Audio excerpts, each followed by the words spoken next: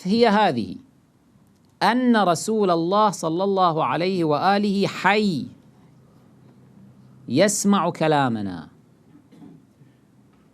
هؤلاء الآمرين بالمنكر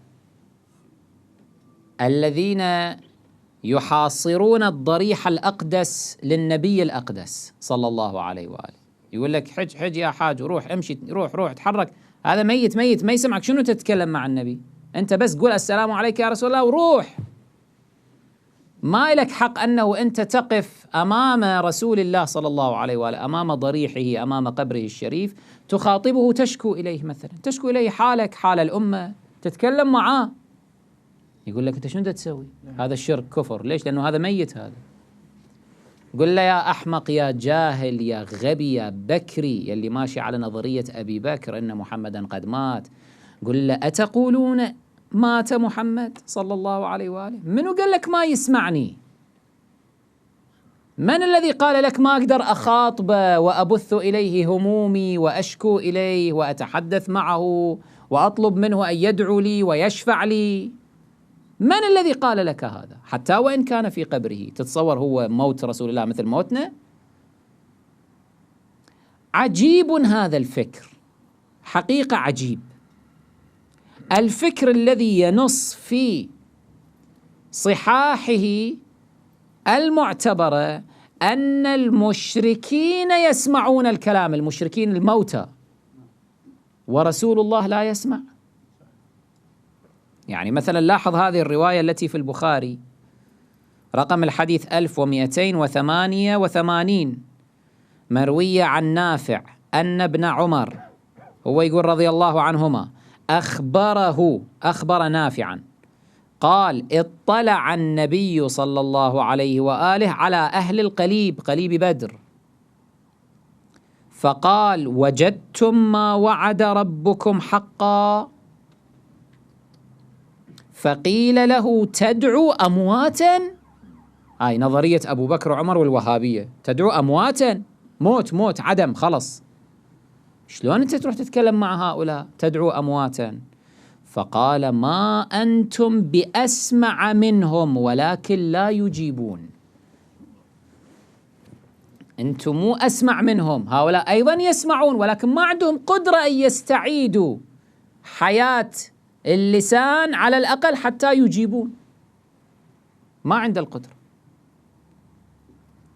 النبي صلى الله عليه وآله لا تكون فيه هذه الميزة، يعني ما يقدر يسمع.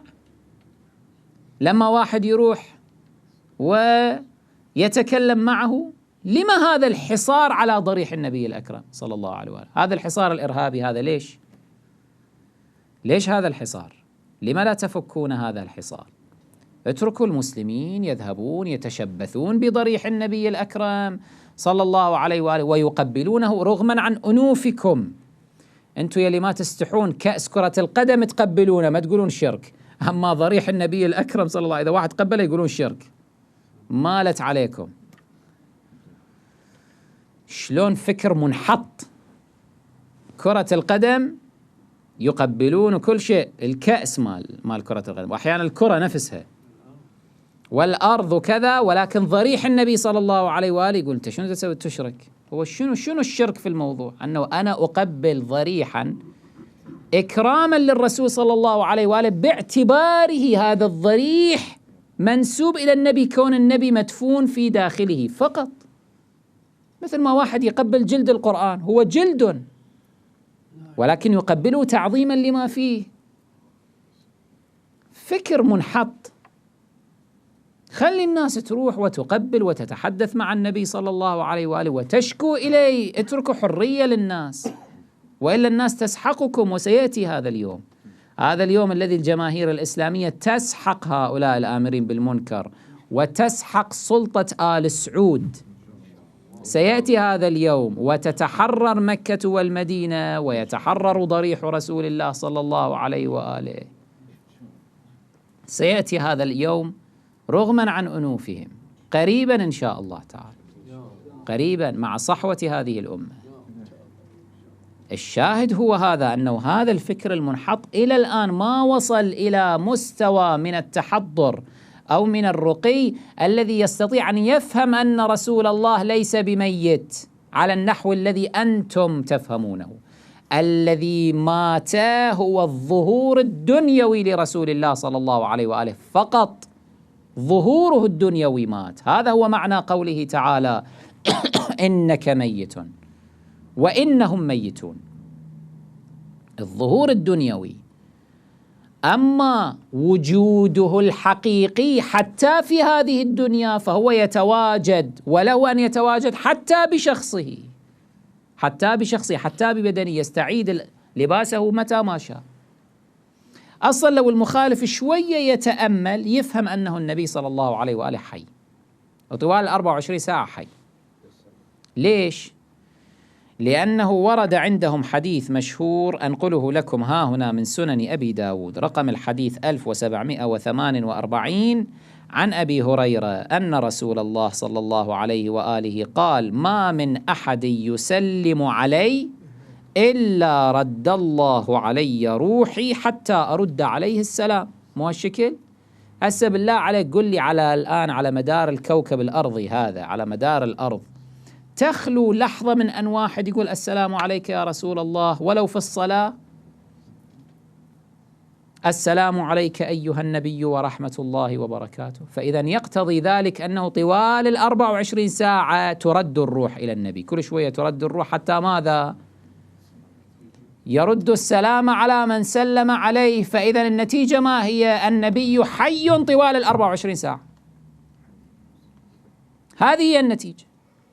يعني إذا أخذنا ولو بمثل هذا الاستدلال البسيط جدا، الأمور الأخرى التي ذكرناها، أحاديث أئمة أهل البيت عليهم السلام، خطب علي عليه السلام في نهج البلاغة، يموت من مات منا وليس بميت، هاي أشياء بعد فوق طور عقولهم ما يستوعبونها. جيب لهم عن أبي هريرة عن البخاري أمثال هؤلاء يستوعب. فقل له هكذا من ظلامة النبي صلى الله عليه وآله أنه غير معروف القدر في مثل هذه المسائل.